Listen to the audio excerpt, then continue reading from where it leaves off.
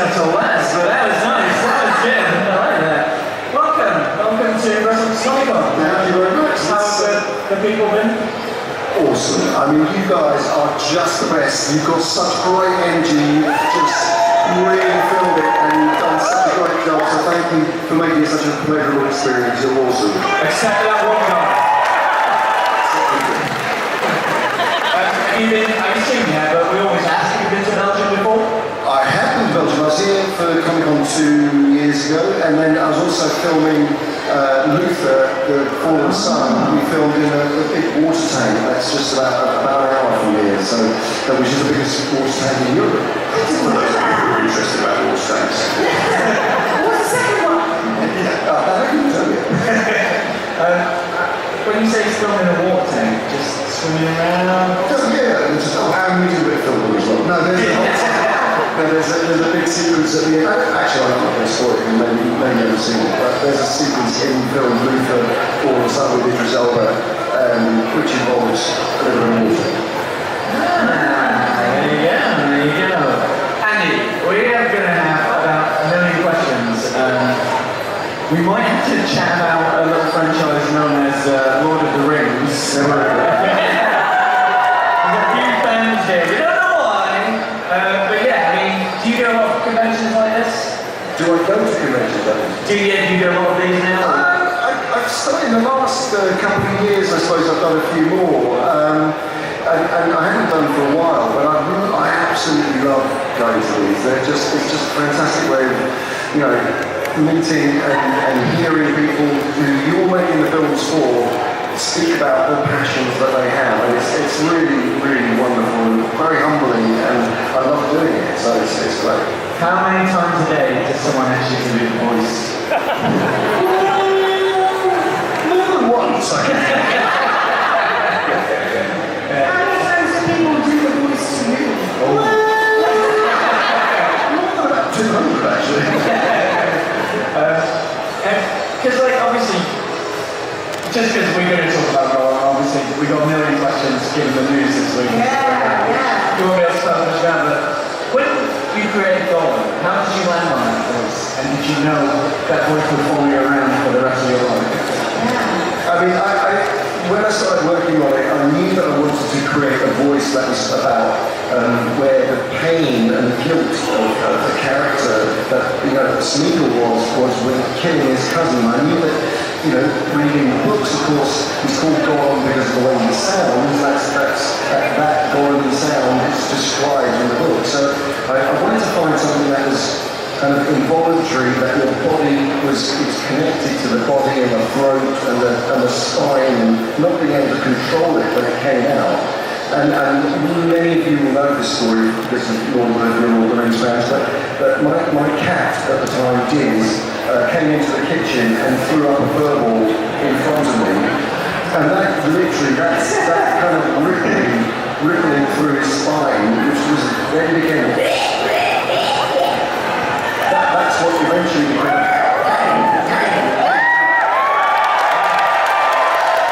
So it looks like you have a cow in the house. I owe my cat an enormous fortune, actually. That led to so many other franchises. If it wasn't for this. The most underpaid cat in Hollywood. Did you have any other voices that you nearly landed on, or was it all a natural aberration? Well, it grew and changed and morphed during the shoots. Obviously we were shooting for a long period of time. So it started off by being one voice, and then obviously we wanted to find a voice for the Smeagol part of that. So we sort of found a way of making, as Gollum was more guttural and throaty and more down here, we wanted to find a higher, more nasal, weaselly, you know, because he ends up being, although at the beginning Smeagol you think is the more benign and more put upon part of his personality, of course throughout the course of the movies you realise it's the more manipulative and deceptive side. So that voice evolved over the course of the making of the films. It blows my mind. It's become such a staple of film lore and history, and because I mean everyone sort of had an image of Gollum, and they really gave to it, the performance is like completely nailed that character. You can't see it any other way. I know you probably get asked this a lot, but when you, had you already had that in mind before, was that kind of the audition process, or did you already cast and then you went on it, or? No, I had a version of that voice for the audition. There he is. For the audition, and then it sort of, you know, refined over a long period of time. I went in with something akin to that, but not quite as full-fledged. Yeah. Obviously, like the process as an actor, because like how you create film as well physically and with motion capture, that was groundbreaking. How? Because you did any of that acting before, or was that the first time? I mean, I've always been, I was lucky enough when I started acting, I started in theatre, and I started in repertory theatre, where like stock theatre they call it in the States, where, you know, you're rehearsing one play during the week and you're performing another one at night, which meant you really had to get your head around creating and differentiating between characters. So my first job as an actor I was at a theatre I did 14 plays back to back, creating one character during the day, performing another one at night. So it was like, that was my education into the art of transformation, on, you know, creating a voice that was linked to the psychology and the physicality for each different role. And then that sort of carried on really. So physicality was always important as a way of defining characters. But Gollum specifically I was drawing inspiration from all of the descriptions that Tolkien used the character in the book, and paintings by Francis Bacon, you know, sort of all sorts of different artists actually. Just to see an image and kind of go, yeah, that kind of feels right. And then the technological side of it, that evolved over the course of you know, the year and a half that we shot principal photography, and then on for each of the films as we went back and shot more and pick ups for each of the individual films. And have you used pets as inspiration for any other characters you've got audition for or voices for? Did you have that chimpanzee for a while? No, I mean, Caesar are based on a real chimpanzee called Oliver. There's been a few documentaries about him, but he was, in the 1970s, he was a completely bipedal chimpanzee who, his facial expressions were so human. And I mean, just his behaviour, he'd come in and he'd sit down, you know, and he'd do that, you know. It would be extraordinary, and people thought for a while that he was the progeny of man, you know, that he had human DNA in him, and he was known as the humanzine. And so he did this worldwide tour where there were a lot of DNA experiments carried out, and anyway, it was proven finally that he was 100% chimp, but of course they're very close to us anyway, genetically. So that, you learned how to be that character. by copying an ape that was trying to be human. Yeah, right, exactly. And an ape brought up with humans. You know, Caesar's an ape brought up with humans with an enhancing drug which enhances his, I don't know if you'd say intelligence because he becomes more human-like. I don't know if that's necessarily follows, but he certainly evolved and began to handle. You know, that was an extraordinary role playing Caesar of the 3 films, where you get to play a character from birth all the way through to death, evolving mentally, evolving physically into a more human-like creature.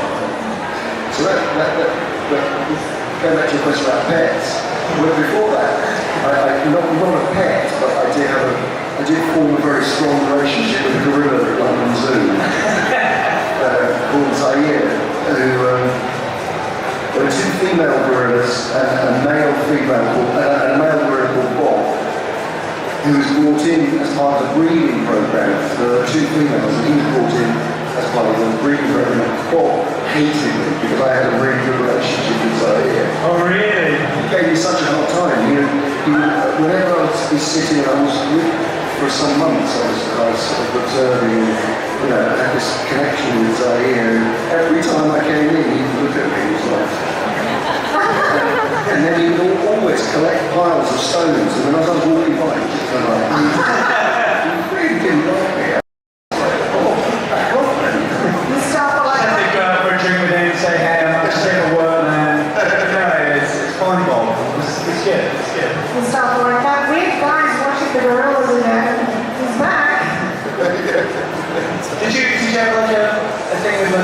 let you do that? Did you have to? Yeah, how did you get that? There's a lot to the fact that they were aware of the sort of work I was doing by that. Oh yeah, my name's Andy SERKIS, I'm an actor. I've been in a few films, you might know. I've been out to Rwanda and studied mountain gorillas in the wild, and it was really interesting because the rhythm and the way that they moved and behaved in these big troops of like 23 gorillas, just all, it really was like being in Glastonbury or something. It was like some sort of like hippie festival with mountain gorillas in Rwanda. They were just chilling out, lying down, occasionally getting up and cheering a bamboo shoot. Rolling Stones came on, yeah, every now and then. But then come back and watching gorillas in captivity, where they're surrounded by humans. The rhythm is totally much more human-like. If you've grown up just being faced by people staring at you and human behaviour, it was remarkably different. I was just going to say, I'll tell you, I've got a funny story about a chimpanzee, but then I'll give you that, so I'm pretty sure about that. You're listening to Chimpanzee Tales. When you get that sort of character thing, like, is there ever been a point, because obviously a lot of your career has come from the fact that you were so good at Gollum, people go, I know this guy who can do this sort of work.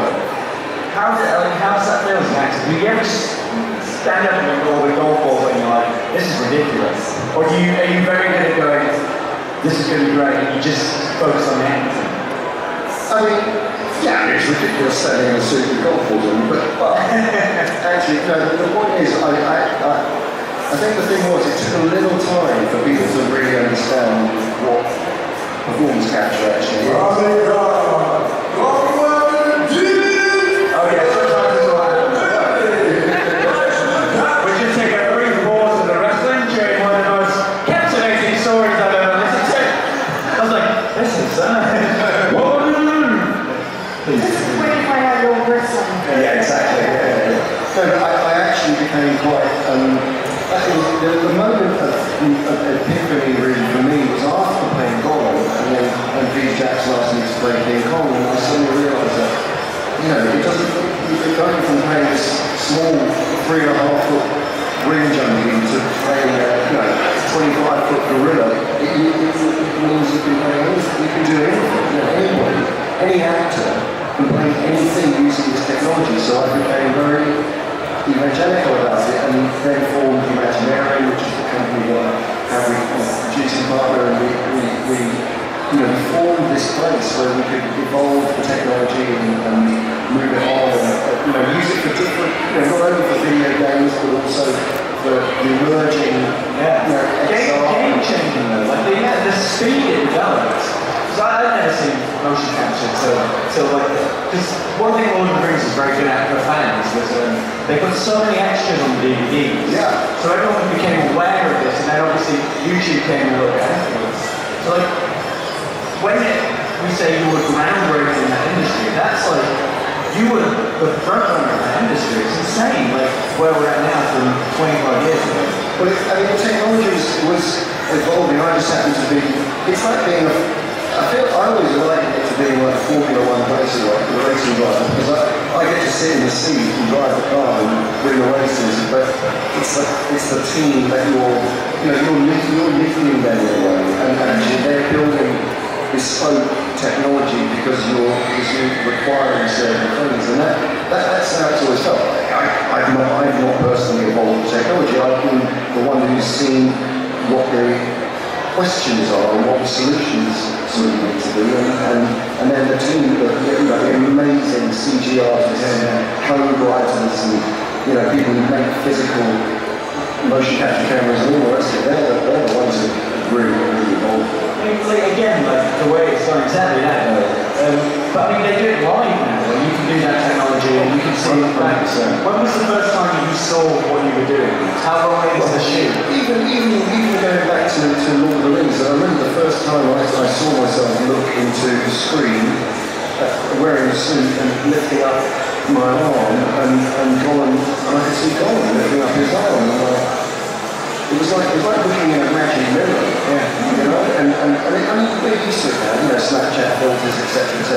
It's all very it's sort of tech we recognise now. But at the time, it was just like, this is extraordinary. You're becoming the sort of the puppeteer and the marionette at the same time. You're inhabiting that. And then it's like, okay, well I want to dial in more of a curvature into the back, so you can do that. And the way that the character design, you can literally have it bend over a bit, and then so that you're literally building this bespoke puppet that you then fit into like you like.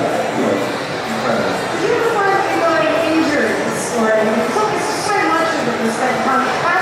What's your way of dealing with that? I mean, it is physically exhausting. I mean, in Planet of the Apes, there are scenes that we did which, it takes a whole day to film, and you're down in this position, for like, 10, 15 hours. Your thighs must be like steel beams. Yeah. And you come at it at the end of the day, and you're kind of, you're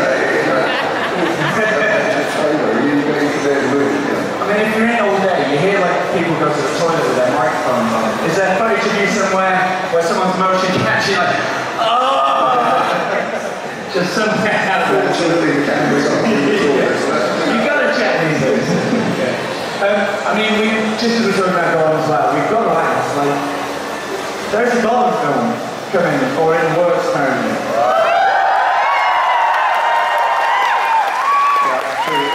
Obviously, there's very little I can say about it, at the moment, just let me say that up front. But I have to say, I'm so thrilled to go back and work with the team that I started working with all those years ago. Peter Jackson being such an amazing mentor, Philippa and Fran, and all of the lads who have used to go back to the New Zealand filmmaking community and to go back and direct and build up another story that I think hopefully you will all like. It's challenging. There's no question. Those films are impeccable, and Peter Jackson, like you said, he was groundbreaking not only in the sense of the sorts of films he was making in the tech he was using to create all the orc armies and all of those things, but also the whole thing about introducing fans into the process early on was so important, and that's what really differentiated those films.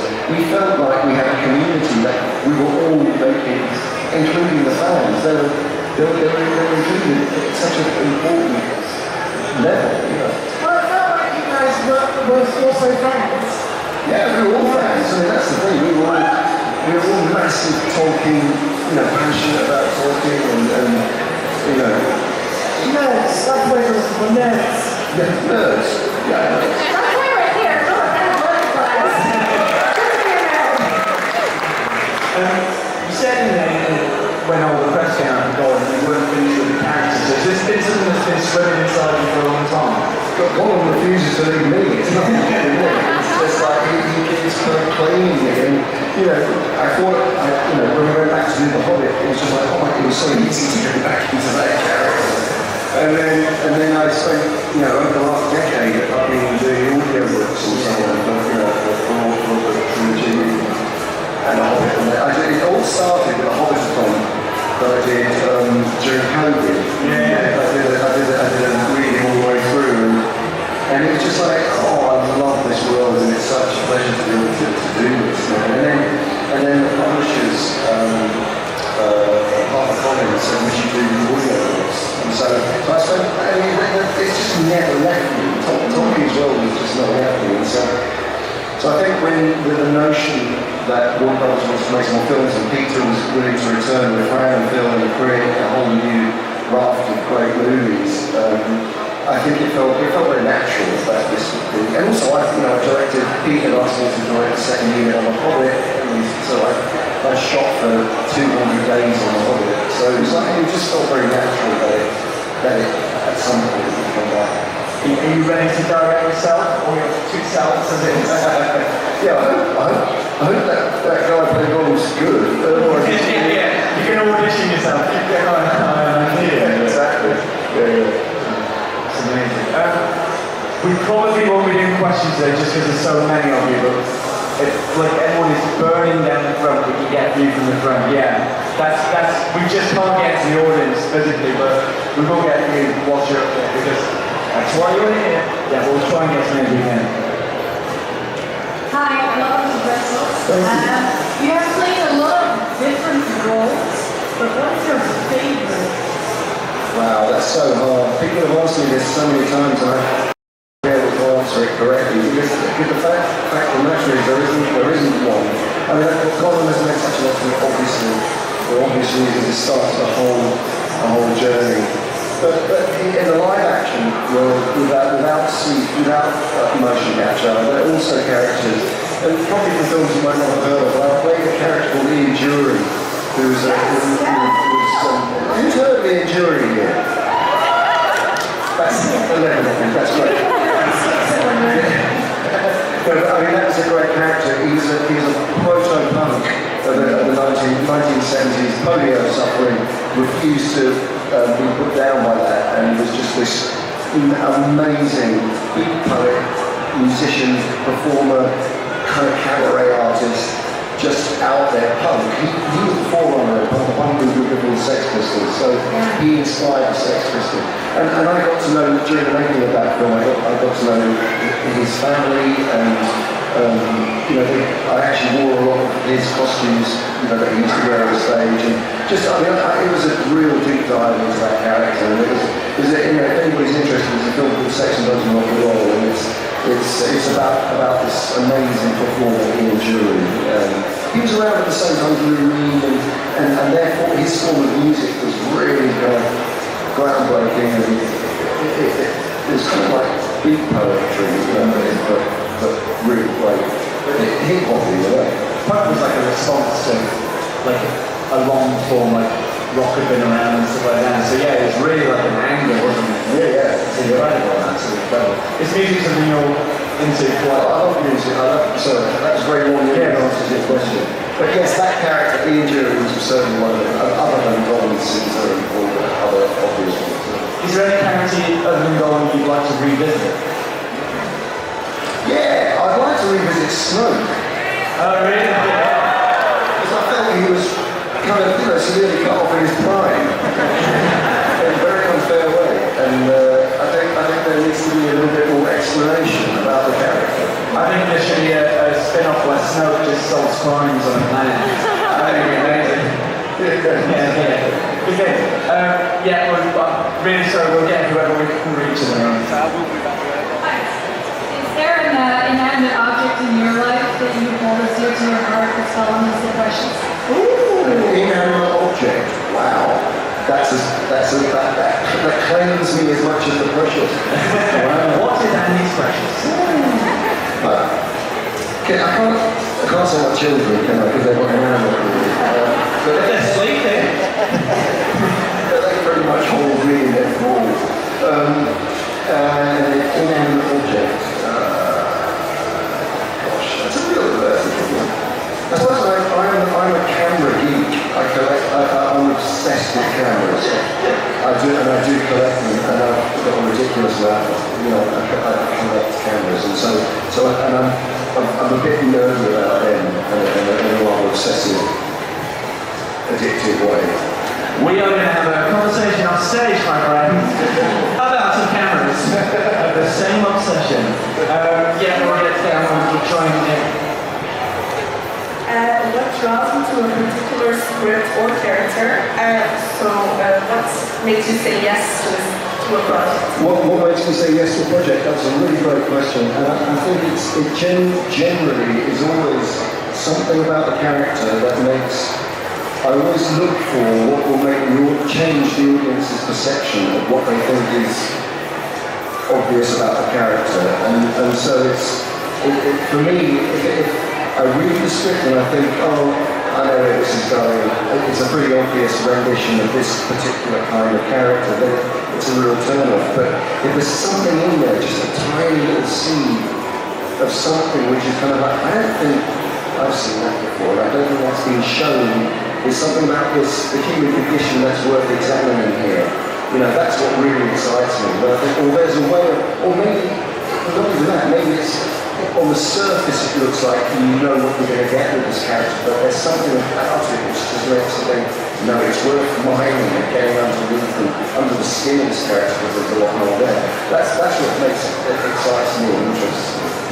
And that isn't just, I mean, that's across everything, whether it's theatre or, live action roles or CG roles or whatever. And by the way, I've never ever drawn a distinction between acting in a motion capture suit and acting in costume and makeup, or acting on stage or acting on screen. For me, it's all one thing. You're telling a story, you're completely inside the character, and you live the life of that character, and that's it.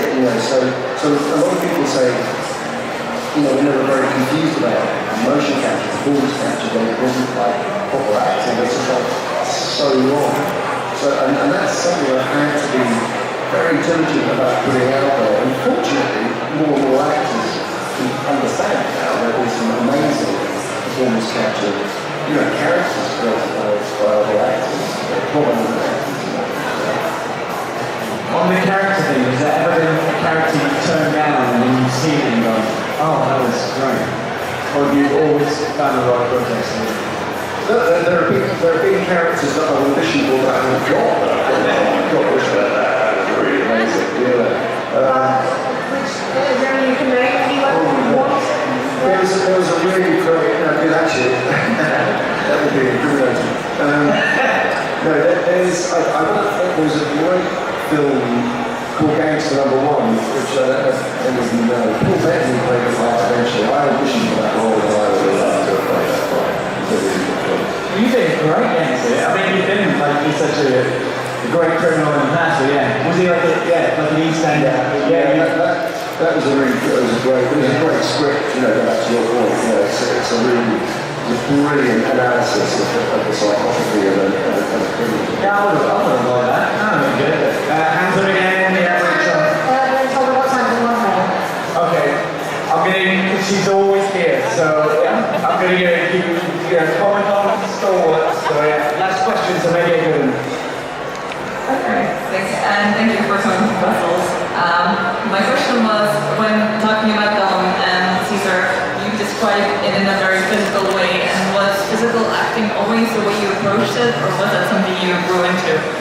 No, I think sort of going back to what I was saying about theatre, I think, and the necessity of creating a physical vocabulary for a character, something that was born out of having to play a different character during rehearsals in the daytime, but something that I was then going to do whilst at night time, playing something completely different. So it sort of forced me to kind of exercise those muscles. And the physicality is only driven by emotion or it's interlinked with the emotional backstory of the character, where a character carries anger or tension or pain or it's like all those energy centers. So for me it's all bound up with the creation of a character, and that goes back to when I started.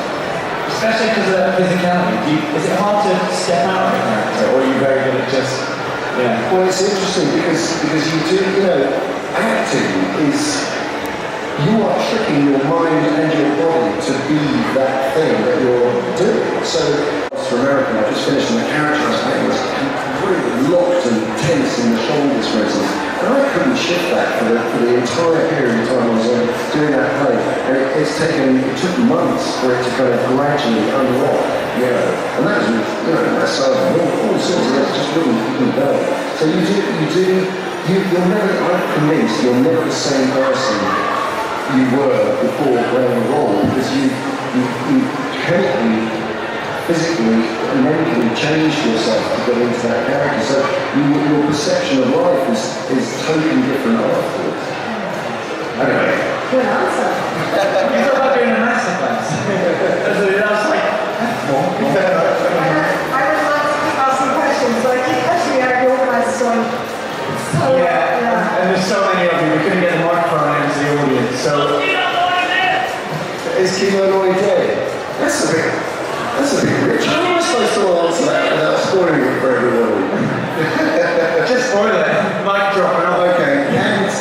to swim? What's your question?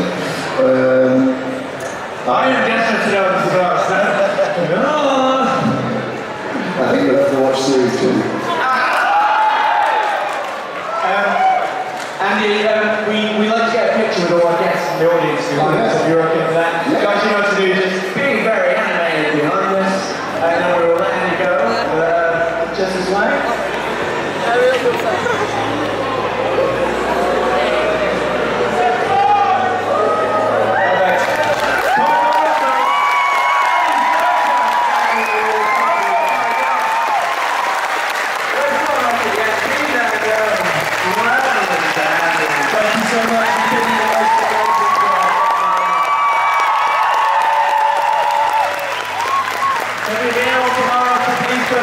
Get to his side, have a chat, we've got questions during the